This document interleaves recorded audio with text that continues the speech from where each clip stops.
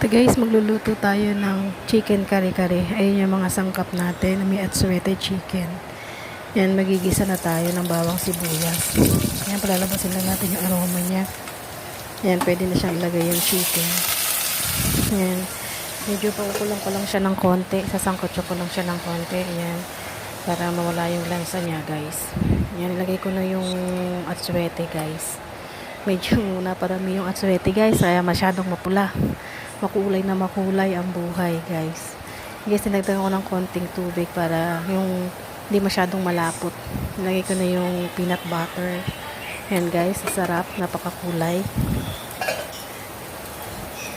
Yan, medyo okay na siya. Nilagay ko na yung gulay, yung sitaw at saka yung pechay. Yan lang yung nilagay kong gulay guys. Kaya yan. Yan, nag-agisa na rin ako ng bagong alamang. Ayan guys, okay.